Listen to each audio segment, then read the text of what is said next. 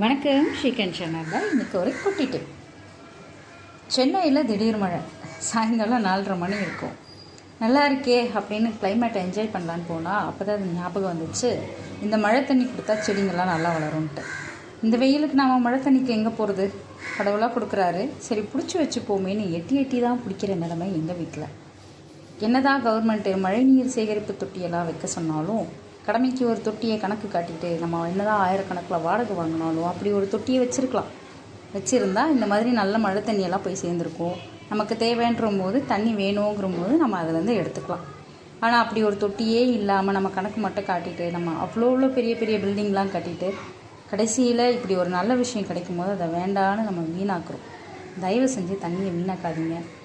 எவ்வளோ வாடகை கொடுக்குறோம், எவ்வளோ லட்சமான லீஸுக்கெல்லாம் கொடுக்குறோம். நீங்களும் பணம் போட்டு தானே வீடு கட்டுறீங்க. ஆனால் ஏன் ஒரு மழைநீர் சேகரிப்பு தொட்டி வைக்க முடியல? அதுலேருந்து தண்ணி கூட எடுத்து பயன்படுத்த முடியல. பெய்கிற மழை தண்ணியெல்லாம் வீணாக ரோட்டில் தான் போகுது. காவா அடைச்சிக்கிச்சு, ரோட்டில் தண்ணி நிற்குது, முழங்கால் அளவுக்கு தண்ணி, இடுப்பளவுக்கு தண்ணி, இதெல்லாம் சொல்கிறோம். நம்ம வீட்டில் வீணாக போகிற அந்த மழை தண்ணியை கொஞ்சம் சேகரிக்கிற மாதிரி வச்சுருந்தா இவ்வளோ பிரச்சனை இல்லைல்ல.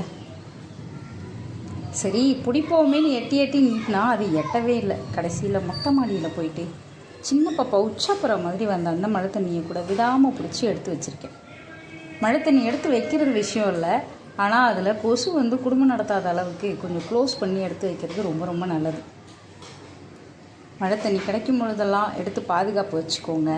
நீங்கள் செடிங்களுக்கு எப்போல்லாம் செடி வாடி போதும், செடி வளர்க்குறவங்களுக்காக நான் இதை சொல்கிறேன், எப்போல்லாம் செடி வாடுற மாதிரி இருக்கோ இந்த மழை தண்ணியிலேருந்து ஒரு 2 கப்பு கொடுங்க. உண்மையிலே உங்கள் செடி எவ்வளோ ஃப்ரெஷ்ஷாகுன்னு பாருங்கள். வளராத செடி கூட நல்லா வளரும். அதனால் மழை தண்ணி கிடைக்குதுன்னா அதை வீணாக்காதீங்க. கடவுள் நமக்கு கொடுக்குற வரமாக எடுத்துக்கோங்க. அதே மாதிரி நிறைய ஹவுஸ் ஓனருக்கு இது ஒரு ரெக்வெஸ்ட். வீடு கட்டுறீங்க, மழை தண்ணியை சேகரிக்கிற மாதிரி கட்டுங்க. மழை தண்ணி வீணாக ரோட்டில் போகாத மாதிரி கட்டுங்க. நீங்களாம் நினச்சா கூட உங்களால் மழை தண்ணி வர வைக்க முடியாது. ஆனால் கடவுள் அதை கொடுக்கும் பொழுது நம்ம பயன்படுத்திக்கணுமா இல்லையா? இது என்னோடய ஹம்பிள் ரெக்வெஸ்ட்.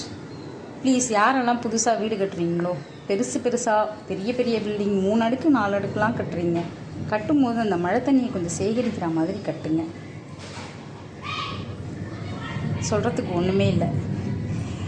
எனிவே, இந்த வீடியோ உங்களுக்கு பிடிச்சிருந்ததுன்னா, கண்டிப்பாக நிறைய பேருக்கு பிடிக்காது தான், பரவாயில்ல, பிடிச்சிருக்கவங்க மற்றவங்களுக்கு ஷேர் பண்ணுங்கள்.